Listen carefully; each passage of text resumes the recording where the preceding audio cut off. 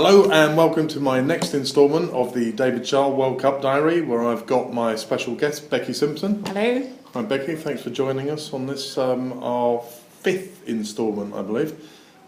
So we're here to talk about England's chances in the World Cup and a little bit of tennis. Let's start with tennis. Okay. What did you think of the French Open? I thought it was a very exciting French Open. I think Nadal played absolutely amazingly. Actually, I think he played better against Murray than he did against Djokovic, but he still played incredibly against Djokovic. I thought Murray did very well up until his semi-final, which was a great disappointment, obviously, but I thought up until that, you started to see his form again. I was quite relieved to see that he could play for 5 sets, because that was a big worry after that sort of very threatening back surgery that he had, and nobody knew how he'd come back.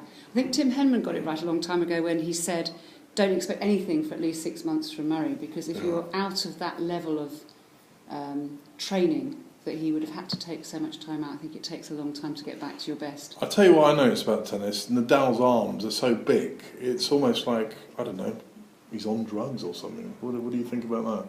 I think that's a leading question. Yeah, there has been rumours, hasn't there, on on sort of. He has got quite thick arms. Was he on anabolic steroids? I don't think I'd like to speculate, but it would be horrible to think that such a great athlete was. But I have read the rumours as well. But any chance of that being the truth, they check them regularly. So I think if he did have if there was anything in those rumours, then that 6 months out paid to that, one would hope. Well, you did say that he came back quite quickly from his knee injury, didn't you? Yeah, it did seem quite quick that he got back to his best, certainly compared to Murray. But then I think a knee injury compared to a back injury is a very different thing. And in fact, of course, Nadal has his own back problems, because we saw that he was wearing something underneath in the final, and there was discussion in some of the commentary. I thought he was wearing.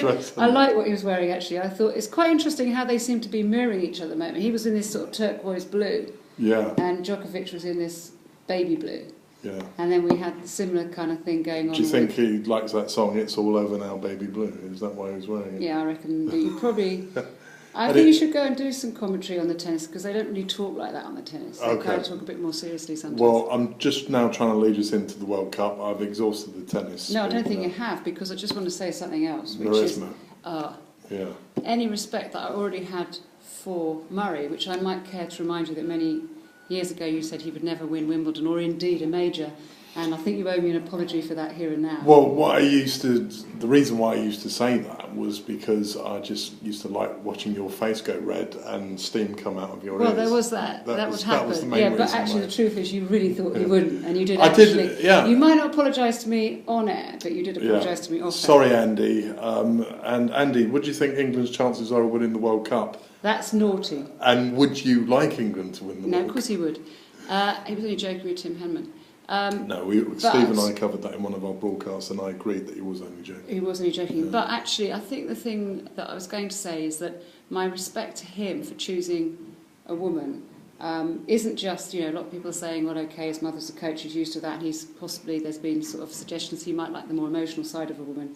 But I actually think it shows the character that I think he's always had. I agree. I think it's a really positive thing for tennis in general. Yeah. Great. So now smoothly moving on to the World Cup. Have you watched any of the warm-up games, and what do you think of England's chances? I haven't watched any of the warm-up games, I have to say. Okay. Mainly because I was concentrating more on the tennis, and I do have to work occasionally, unfortunately. Yeah. But I worry about England, like everyone does. What do you worry about?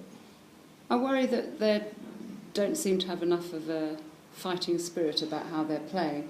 It's difficult, because I think the manager's temperament is really nice.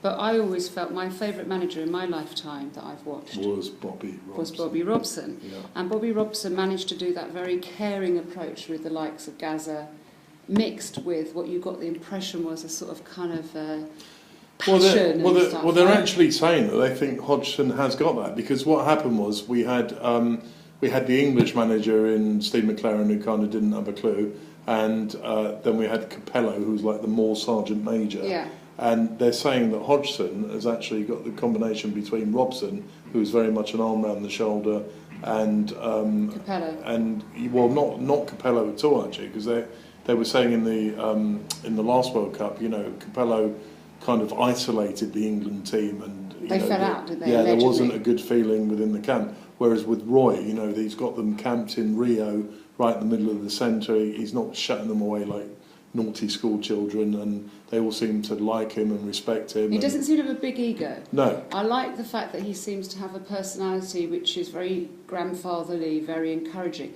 The big thing I really like about this England side, though, is that I think sometimes we focus too much on the winning this one World Cup. And obviously, everybody wants to win the World Cup. But we're not going to develop as a side unless we start bringing those younger players in. Because they've got to get match experience, so that I think actually this particular World Cup is more about building for the next World Cup. And if I disagree. I've heard that, but I'm not sure that's true, because I think anybody who goes to the World Cup is going to want to do of course well they want to win in that tournament. But what I'm saying is I think that there's a double whammy to taking those young players. Yeah, and definitely development with people like Luke Shaw, definitely. You didn't see that article in The Guardian on Saturday about Belgium? No, what about Because that was quite interesting, and that was explaining about how they radically changed how they did things. Got a university involved analysing why the team hadn't done well years ago. For such a small, the Germans did it as well, actually. Such a small country, they've got a fantastic team. Yeah. And they, except everyone's tipping Belgium. I don't think they're going to do anything. Yeah, I think they will do well. But what I really found interesting was about their approach to youth, and the fact that they concentrate on different skills. So they start just doing the dribbling, just playing 2x2, 4x4, 5x5 games. And the winning isn't important. What's important is that they develop their personalities. Well, we have actually been doing that here under the FA, under the guidance of Trevor Brooking. But Brooking, West Ham United's legend. Was he? How could she not know a West Ham legend? Yeah. Trevor Brooking. It's difficult. I went to West Ham actually a couple of seasons ago to watch an extremely good side called Crew Alexander. Yeah, I seem to remember sitting next to you in that game. No, you didn't. That was years ago. That was before. When West Ham won 1-0. Yeah, no, that was years ago. Yeah. No, I went more recently, a couple of years ago, with my boys, Elliot and Oscar, and also my dad. And we went and... Do you want to mention anyone else in your family? No, just keep it to that for now. Okay. But they did actually say... John. John. He didn't go. He's not a big football fan. He doesn't like football, does he? He doesn't mind it, but he can take it or leave it. He likes cycling, doesn't he? Yeah. We could mention other friends, like I'll be watching the World Cup with my good friends Julia and Craig, of course. Hi Craig, how you doing? And Ollie and Matty. Yeah, so Stephen Gerrard's going to have a nightmare. Yeah. He's going to be substituted. Oh, I hope and not. Jack Wilshere is going to come in. I heard this morning on the news that it was only a precaution, but he wasn't training today. Did you hear that? No, I haven't heard that. Yeah. I'll tell you what I think. I think Capello, I nearly said Capello, I think Hodgson is going to start off with Gerrard at the back, and I think Wilshere is going to come in and replace him, and I think he's going to start with Rooney, and I think Barkley will come in and replace Rooney. And so I think the team that finishes the World Cup won't be the team that started it. Can I just go back a bit to the last World Cup? Yeah. Was it last? No, it's what South year Africa. is it now? 2014. It's 2010 World Cup. Yeah. Do you remember what you said to me about who you thought was the worst player? And you were Glenn Johnson. Yeah. And I still think he's the worst player. And he played well in that game, didn't he? The first game. Glenn Johnson. If you listen to any of my other broadcasts that I've been doing, I think Glenn Johnson is the weak link in the back, because what I'm really worried about is our defence. And I thought Cahill and Jagielka played better against Honduras, and Baines is kind of playing all right. But I think Glenn Johnson is the weak link, and I felt the same back then. Well, actually, you changed your mind after that first game, because he did play well in that first game. Yeah, and he actually did. You were surprised. Because I'm getting old, But I do remember that. You kind of was shouting at the telly for most of the game. And I'll probably be doing that again. I think it's that point I decided I wouldn't watch any more football with you, because I kind of quite like to listen to the commentary. Yeah, why? It's pretty boring. So you never go and watch live football? Oh yeah. But you don't get much commentary at live football other than the bloke seeing it. You go, "You English wankers." Yeah, you do get all that. Where you go. Yeah, but the difference, I mean, they're different things, aren't they? Watching it live, going to see Crew in the playoffs and things like that is fantastic. The chemistry, and all that sort of buzz and adrenaline and comrade, the kind of community spirit, all that is absolutely amazing. But actually, sometimes I feel the same with tennis. I actually like to be able to watch it, and hear the commentary and see the. I personally like to shout at the telly, put my blood pressure up, and moan a lot. That's what I like to do. Now so we are out of no, not planning on that, but we are getting out of time. So you've got like 5 seconds to say where you think England are going to finish. I think they will get to the quarters. Quarters, okay. And I've gone on record as saying I think if we get out of the group, which after watching Italy score 5 against Fluminense, I think if we get out of the group, we will get to the semi-finals, based on the idea that England get better as they go. I hope you're right. Thanks very much, Becky. Lovely doing business with you. This is David Schaal out. Thanks for listening.